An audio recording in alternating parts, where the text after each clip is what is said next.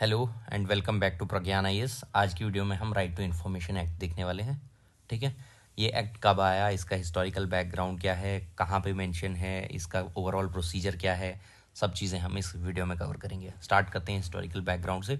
सबसे पहले ये एक फंडामेंटल राइट है अंडर आर्टिकल 19(1) क्लॉज ए के अंडर। ठीक है, ये एक फंडामेंटल राइट है, लेकिन जब हमने कॉन्स्टिट्यूशन अडॉप्ट किया था आज़ादी के बाद, उस वक्त ये एक फंडामेंटल राइट नहीं था, ये बाद में लाया गया है। ठीक है, और कहाँ पे मेंशन है इसका, आर्टिकल 19(1) क्लॉज ए।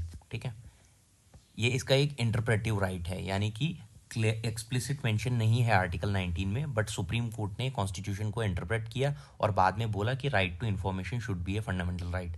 ठीक है, देखते हैं इसका हिस्टोरिकल बैकग्राउंड। 1976 में एक केस आया, Rajnarayan case versus the state of UP.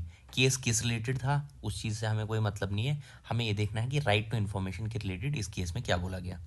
तो सुप्रीम कोर्ट ने उस टाइम जो रूलिंग दी वो ये थी कि right to information will be treated as a fundamental right under article 19। Supreme court का कहना यह था कि राइट टू इन्फॉर्मेशन को फंडामेंटल राइट माना जाएगा अंडर आर्टिकल 19। ठीक है, क्योंकि राइट टू इन्फॉर्मेशन अगर हम किसी से मांग रहे हैं, हम अगर किसी से किसी पब्लिक ऑफिस से किसी तरह की कोई इन्फॉर्मेशन मांग रहे हैं, it's a kind of expression. तो स्पीच एंड एक्सप्रेशन जो है आर्टिकल 19 में है, तो ये वहाँ से डिराइव होता है। ठीक है, the supreme court held that an Indian democracy that in Indian democracy people are the masters and they have the right to know about the working of the government। Supreme court ने यही बोला कि क्योंकि हम जो है India में जो है सुप्रीम माना जाता है यहाँ पे पीपल को, यानी कि people are the source of power to the authority of government. ठीक है, तो इसलिए people should have the right to oversee the working of the government. ठीक है, लोगों का अधिकार बनता है इस बारे में जानना कि गवर्नमेंट कोई भी काम कर रही है वो किस तरह से कर रही है, उसका स्टेटस क्या है, किस स्पीड से काम हो रहा है, एवरीथिंग जो है लोग उसके बारे में जान सकते हैं, ये उनका अधिकार है। ठीक, thus the government enacted the right to information act in 2005। कब आया, 2005 में आया। Which provides machinery for the exercising this fundamental right. इसी एक्ट में बोला गया कि कैसे आप राइट टू इन्फॉर्मेशन एक्ट जो है अपना एग्जीक्यूट कर सकते हैं। फ्रीडम ऑफ इंफॉर्मेशन एक्ट 2002 का पहले था, उसके बाद जो है राइट टू इन्फॉर्मेशन एक्ट लाया गया। देखिए, ये जो फ्रीडम ऑफ इंफॉर्मेशन एक्ट था इसमें टाइम पीरियड स्टिपुलेटेड नहीं था, मतलब ऐसा नहीं था कि कोई टाइम फ्रेम में आपको 10 दिन 15 दिन 1 महीने के अंदर आपको इन्फॉर्मेशन प्रोवाइड करनी है, वो वाला प्रोविजन यहाँ पे नहीं था। For that reason this was repealed और राइट टू इन्फॉर्मेशन एक्ट जो है इसको लाया गया था इसकी जगह पे। ठीक है, कॉन्स्टिट्यूशनल फाउंडेशन अगेन वही कि आर्टिकल 19 में इसका मेंशन एक्सप्लिसिट नहीं है, इम्प्लिसिट है, यानी कि बाय वर्ड्स वहाँ पे रिटर्न नहीं है, but it has been interpreted by the supreme court कि जो राइट टू इन्फॉर्मेशन है ये एक फंडामेंटल राइट होगा आर्टिकल 19(1) क्लॉज ए के अंडर। ठीक है, इसके बारे में हम कुछ की फैक्ट्स देखते हैं, क्योंकि एसएसबी में मोस्टली ऐसे फैक्चुअल चीज़ें ही पूछी जाती हैं। Passed by the parliament of India on 15 जून 2005। 15 जून 2005 को पास किया गया और 12 अक्टूबर 2005 को ये फोर्स में लाया गया। ठीक है, उसके बाद मिनिस्ट्री, किस मिनिस्ट्री के अंडर आया है ये, तो मिनिस्ट्री थी ministry of personnel public grievances and pension. ठीक है, इस मिनिस्ट्री के अंडर आया है ये। ठीक, इसके बाद देखते हैं की प्रोविजंस क्या है।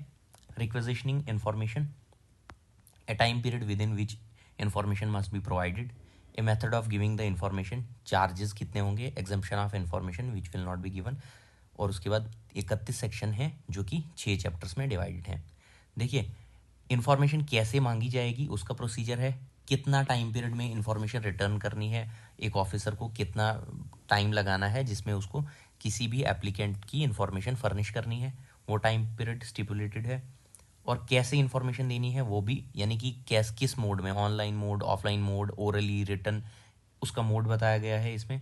चार्जेस क्या होंगे टू फाइल एन आरटीआई। उसके बाद एग्जाम्पशंस ऑफ इंफॉर्मेशन, कौन सी ऐसी इंफॉर्मेशन है जो नहीं दी जाएगी आरटी, क्योंकि there are always some reasonable restriction on the fundamental rights. Fundamental rights हमारे एब्सोल्यूट नहीं है, हम ये नहीं कह सकते कि हमारी लिबर्टी है तो हम किसी को भी मार सकते हैं। ठीक है, मतलब हर चीज़ का एक दायरा है, हर चीज़ की एक लिमिट है। तो राइट टू इन्फॉर्मेशन जो है इसका भी एक अपना स्फेयर है, उसके बाहर हम इसको एक्सरसाइज नहीं कर सकते हैं। और 31 सेक्शंस हैं और 6 चैप्टर्स हैं इसमें, 6 चैप्टर्स ही हैं, उसी के अंडर 31 सेक्शंस को डिवाइड किया गया है।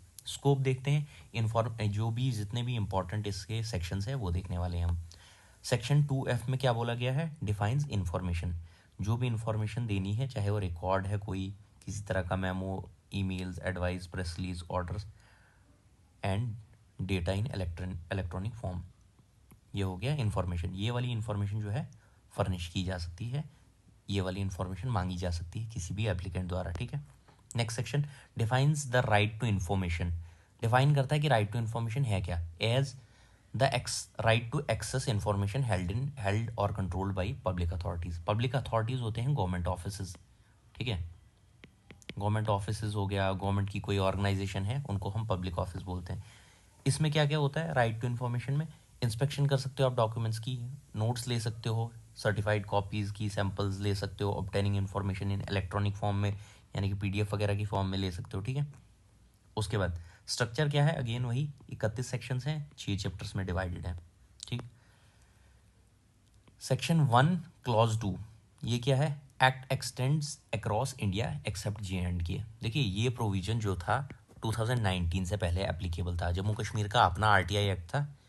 ये जो है RTI act 2005, it was applicable to the rest of the India except Jammu and Kashmir, ठीक है। जब हमने 2019 में रीऑर्गेनाइजेशन एक्ट लाया उस टाइम ये प्रोविज़न ख़त्म हो गया, यानी कि जम्मू कश्मीर का जो अपना RTI था वो ख़त्म हो गया और 2005 वाला आर्टिकल जो RTI एक्ट जो था वो एप्लीकेबल हो गया in case of Jammu and Kashmir also, ठीक है। अब देखिए कुछ ऑब्लिगेशंस हैं इस एक्ट में पब्लिक अथॉरिटीज़ की। वो ऑब्लिगेशंस क्या है? सेक्शन 4 में बोला गया है mandates public authorities to catalogue and index their records to facilitate access to information. इसमें क्या बोला गया है कि जितनी भी पब्लिक अथॉरिटीज़ हैं उनको इस तरह से कैटलॉग होता है किसी चीज़ का, एक प्रॉपर ऑर्गेनाइज करना किसी चीज़ को, कैटलॉग होता है इस तरह से प्लेस करना किसी चीज़ को। जैसे मान के चलिए हमने बुक शेल्फ में रखनी है, तो हम एक सब्जेक्ट की यहाँ पे रखेंगे, दूसरी की यहाँ पे, तीसरी की यहाँ पे। तो इसी तरह से इन्फॉर्मेशन भी प्लेस करनी है ताकि स्मूथ एक्सेस हो। जब कोई इन्फॉर्मेशन मांगे तो हमें इन्फॉर्मेशन देना ईजी हो, ठीक है। Section 6 allows any person to submit a written request to obtain information from the central or state public information officer। देखिए ये अलाउ करता है एक पर्सन को, अगर किसी भी तरह की कोई इन्फॉर्मेशन चाहिए तो उसको एक रिटर्न रिक्वेस्ट देनी पड़ेगी, ठीक है। और वो इन्फॉर्मेशन जो है देगा कौन? Public information officer. किसी भी ऑफिसर को स्टेट में या सेंटर में गवर्नमेंट जो है डेजिग्नेट करती है एज PIO। ये कोई अलग से पोस्ट नहीं है, अलग किसी भी ऑफिसर को डेजिग्नेट किया जाएगा पब्लिक इन्फॉर्मेशन ऑफिसर के तौर पे, और वो जो है वो इन्फॉर्मेशन फर्निश करेगा, ठीक है। सेक्शन 7 रिक्वायर्स PIOs, यही public information officer, to provide और deny the requested information within 30 days. देखिए 30 दिन के अंदर हमें RTI का जवाब देना है, यानी कि अगर कोई ऑफिसर है, कोई पब्लिक इन्फॉर्मेशन ऑफिसर है, उसको 30 दिन के अंदर RTI का जवाब देना है, ठीक है। और अगर जो कोई जो एप्लीकेंट है RTI का, अगर ये उसकी लाइफ एंड लिबर्टी के रिलेटेड इन्फॉर्मेशन है, then it is the obligation of public information officer to furnish that information within a time span of 48 hours only, यानी कि 2 दिन के अंदर फिर देनी है। लेकिन ये एक्सट्रीम कंडीशन है, क्योंकि अगर किसी की लाइफ एंड लिबर्टी थ्रेट में है या उसकी कोई life and liberty in question है, उस केस में ही आपको इन्फॉर्मेशन 48 आवर्स में देनी है। Otherwise there is a span of 30 days to furnish the information by the public information officer, ठीक। अपील प्रोसेस क्या है? सेक्शन 19 में बोला गया है if information is denied or not provided within the stipulated time that is 30 days. अगर life and liberty वाला case है उसमें 48 घंटे, ठीक है। The applicant can appeal to a senior officer within the public authority. तो जो senior officer है उसके पास जाना चाहिए फिर एप्लीकेंट को, ठीक है। ये एपिलेट मैकेनिज्म है इसका। एग्जाम्पशंस क्या है कि किस केस में RTI में जो है आपको इन्फॉर्मेशन नहीं मिलेगी। देखिए ऑब्वियसली डिफेंस का मामला है हमारा, ये सेंसिटिव मसला है, इसके ऊपर कोई इन्फॉर्मेशन मांगेगा तो we can't furnish that information, ठीक है। नेशनल सिक्योरिटी की बात आती है, वहाँ पे भी इन्फॉर्मेशन नहीं मिलेगी। पर्सनल डिटेल्स किसी की भी, उसकी भी इन्फॉर्मेशन नहीं मिलेगी। ऑब्वियसली ये नेशनल इंटरेस्ट वाली चीज़ें हैं, ये पहली दो, इस पे तो नहीं दे सकते हम इन्फॉर्मेशन, और पर्सनल डिटेल्स किसी की हम वो भी नहीं दे सकते, बिकॉज RTI का जो पर्पज़ है RTI एक्ट का वो ये है कि working of the government should be overseen bye the public of India. तो इसमें पर्सनल डिटेल्स तो ऑब्वियसली नहीं आती हैं, ठीक। Section 8 clause 2 permits disclosure of exempt information under the official secrets act. देखिए अंग्रेज़ों के टाइम पे 1923 का ये एक एक्ट है, ऑफिशियल सीक्रेट्स एक्ट। ये अलाउ करता है section 8 clause 2 permit disclosure of exempt information under the, जो इंफॉर्मेशन इस एक्ट में एग्जेम्प्ट की गई थी, यानी कि जिस इंफॉर्मेशन को इस एक्ट के तहत सीक्रेट रखा गया था, ये सेक्शन हमें परमिट करता है वो इंफॉर्मेशन देने को भी, ठीक है। मतलब ऑफिशियल सीक्रेट्स एक्ट जो है इसके तहत कुछ चीज़ें सीक्रेट रखी जाती थी, ठीक है, लेकिन आरटीआई के इस सेक्शन में ये अलाउ किया गया है कि आप ये वाली इंफॉर्मेशन भी दे सकते हो जो ऑफिशियल सीक्रेट्स एक्ट के अंदर आती है, ठीक है। उसके बाद आता है information officers. Public authorities designate officers as PIOs, public information officer. Public authority होती है कोई भी गवर्नमेंट अथॉरिटी, वो डेजिग्नेट करती है किसी भी ऑफिसर को एज पब्लिक इंफॉर्मेशन ऑफिसर, जो कि रिस्पॉन्सिबल होता है किस लिए, responding to RTI request, RTI request को रिस्पॉन्ड करने के लिए। Central and state information commission are appoint information commissioners to oversee the implementation of RTI. Central and state information commission जो होती हैं, ठीक है, ये क्या करती हैं, ये इंफॉर्मेशन ऑफिसर्स अपॉइंट करती हैं। ये सेंटर में करेगी, ये स्टेट में करेगी, ठीक है। ये किस लिए करेंगी, ताकि आरटीआई का जो पूरा इम्प्लीमेंटेशन है उसको ये ओवरसी करें, ठीक है। Coverage under the RTI act. अब देखिए कवरेज ये कहाँ कहाँ पे आरटीआई आप अप्लाई कर सकते हो, किस किस ऑफिस में, किस किस स्फेयर में कर सकते हो। तो यहाँ पे एक चीज़ देखो, जितने भी गवर्नमेंट ऑफिसेज होंगे उनमें आप आरटीआई लगा सकते हो। जितने भी एनजीओज होंगे जो गवर्नमेंट जिनको फंड कर रही है वहाँ आप आरटीआई लगा सकते हो। या कोई भी ऐसी ऑर्गेनाइजेशन है जहाँ गवर्नमेंट फंड कर रही है, यानी कि गवर्नमेंट का अगर मिनिमल रोल भी है तो उस केस में आप आरटीआई फाइल कर सकते हो, ठीक है। लेकिन अगर बिल्कुल फुली प्राइवेट है तो उस केस में आपको इन्फॉर्मेशन डिनाई की जा सकती है। It is not your right to seek information from a fully private organisation or fully private NGO, ठीक है। सेंट्रल इंफॉर्मेशन कमीशन क्या है, कब बनाई गई, आरटीआई एक्ट जो है 2005 का, इसमें बनाया गया एक सेंट्रल इंफॉर्मेशन कमीशन। इस कमीशन में कुछ मेंबर्स होंगे और वो मेंबर्स कैसे होंगे अभी देखते हैं हम। ये कब बनी, ये बनी 2005 में, ठीक है। किसके थ्रू, आरटीआई एक्ट के थ्रू। ये कॉन्स्टिट्यूशनल बॉडी नहीं है। देखिए सेंट्रल इंफॉर्मेशन कमीशन जो है ये आरटीआई एक्ट के थ्रू बनी है, आरटीआई एक्ट के थ्रू। जो भी चीज़ किसी एक्ट के थ्रू बनती है उसको हम स्टैट्यूटरी बॉडी कहते हैं, ठीक है। क्या कहते हैं, स्टैट्यूटरी बॉडी। और जिस भी बॉडी का मेंशन कॉन्स्टिट्यूशन में होगा उसको हम कॉन्स्टिट्यूशनल बॉडी कहेंगे। जो आरटीआई एक्ट जो एक्ट के थ्रू आएगी वो स्टैट्यूटरी, जिसका मेंशन कॉन्स्टिट्यूशन में होगा वो कॉन्स्टिट्यूशनल बॉडी है, ठीक है। तो सेंट्रल इंफॉर्मेशन कमीशन जो है ये एक स्टैट्यूटरी बॉडी है, ठीक। Formed by central government in 2005 under RTI act. It is not a constitutional body. Composition देखिए, comprises a chief information commissioner होता है और अप टू 10 मतलब 10 तक हो सकते हैं, मैक्सिमम 10 हो सकते हैं, लेकिन इससे कम ही होने चाहिए, 11 नहीं हो सकते, ठीक है। 9 हो सकते हैं, 8 हो सकते हैं, 7 हो सकते हैं, 6 हो सकते हैं, 10 भी हो सकते हैं, but this is the maximum limit up to 10, ठीक है। 10 तक हो सकते हैं ये। उसके बाद कमिश्नर्स कितने होते हैं, देखिए अपॉइंटमेंट, कमिश्नर्स की अपॉइंटमेंट कैसे होती है, made by the president appoint करता है लेकिन खुद से नहीं करता है, वो रिकमेंडेशंस होती है। किसकी रिकमेंडेशंस, एक कमेटी बनाई जाएगी जिसमें प्राइम मिनिस्टर हमारे क्या होंगे, चेयरमैन, मतलब उसके प्राइम मिनिस्टर सबसे ऊपर होंगे उस कमेटी में। उसके बाद आएंगे leader of opposition in Lok Sabha and A union cabinet minister. 3 members की एक कमेटी बनाई जाएगी, ठीक है। वो कमेटी रिकमेंडेशंस देगी किसको, प्रेसिडेंट को, और प्रेसिडेंट जो है फिर अपॉइंट करेगा कमिश्नर्स को, चीफ इंफॉर्मेशन कमिश्नर्स को, ठीक है, या इंफॉर्मेशन कमिश्नर्स को।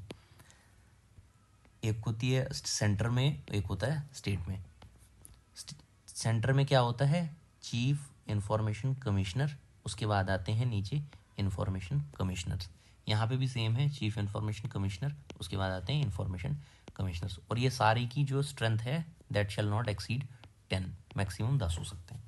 Jurisdiction covers all central public authorities, ठीक है, जितने भी सेंट्रल अथॉरिटीज़ हैं उनको कवर करेंगी, और ये स्टेट अथॉरिटीज़, जितनी भी स्टेट पब्लिक अथॉरिटीज़ हैं उनको कवर करेंगी। Tenure and reappointment, tenure is as prescribed by the central government. Chief information commissioners and information commissioners are not eligible for reappointment, इनको दोबारा से रीअपॉइंट नहीं किया जाता है, ठीक है। अब देखते हैं इसमें कुछ अमेंडमेंट्स आई हैं 2019 में, वो देखते हैं। सबसे पहले 2005 वाला जो एक्ट था, इसमें बोला गया था चीफ इंफॉर्मेशन कमिश्नर और इंफॉर्मेशन कमिश्नर्स की जो टर्म है वो 5 साल रहेगी, या इसमें एक प्रोविज़न था 65 साल तक, 65 ईयर्स ऑफ एज। देखिए, या तो 5 साल तक रहेंगे या तो 65 साल तक रहेंगे, इनमें से जो भी जल्दी होगा, ठीक है। यानी कि जिस दिन वो अपॉइंट होंगे उस अपॉइंटमेंट से लेके 5 साल तक वो ऑफिस में रह सकते हैं, या अगर कोई शख्स 65 साल का हो गया तो वो उस दिन रिटायर हो जाएगा, ठीक है। तो इनमें से जो चीज़ जल्दी हो जाएगी वही उनका टेन्योर होगा। लेकिन 2019 में क्या बोला गया, सेंटर को पावर दे दी गई to decide the tenure of the chief information commissioner. इसमें क्या होता था, पहले 2005 में एक्ट के थ्रू फिक्स कर दी गई थी ये 5 साल या 65 साल, ठीक है। लेकिन अब क्या, centre time to time change कर सकती है, तो अभी के लिए 3 साल है, ये सेंटर ने डिसाइड किया, सेंट्रल गवर्नमेंट ने। सैलरी क्या था पहले, सैलरी का प्रोविज़न, सेंटर में चीफ इंफॉर्मेशन कमिश्नर और इंफॉर्मेशन कमिश्नर जो थे उनकी इक्विवेलेंट सैलरी होती थी जितनी चीफ इलेक्शन कमिश्नर की होती थी, ठीक है। एंड इलेक्शन कमिश्नर वो कितनी होती थी, यानी कि 2.5 लाख सबको मिलती थी, चीफ को भी और इंफॉर्मेशन कमिश्नर को भी, ठीक है। लेकिन अब क्या प्रोविज़न है, अब चीफ इंफॉर्मेशन कमिश्नर को मिलेगी 2,50,000, 2.5 लाख, और इंफॉर्मेशन कमिश्नर को मिलेगी 2,25,000, ठीक है। स्टेट में क्या होता है, स्टेट में चीफ इंफॉर्मेशन कमिश्नर को मिलेगी चीफ इलेक्शन कमिश्नर के बराबर, ठीक है, 2,50,000, और इंफॉर्मेशन कमिश्नर को मिलेगी चीफ सेक्रेटरी के बराबर 2,25,000। ये पहले का प्रोविज़न था 2005 का। अभी का क्या है, मतलब 2019 onwards, chief information commissioner and information commissioner जो होगी 2,25,000।